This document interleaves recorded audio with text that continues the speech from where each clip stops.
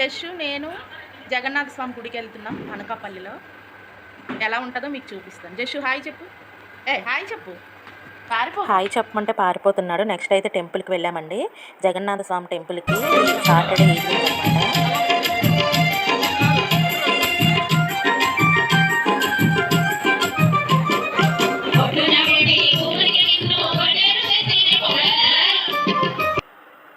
Next అయితే దేవుడికి దర్శనం అయిపోయిందండి.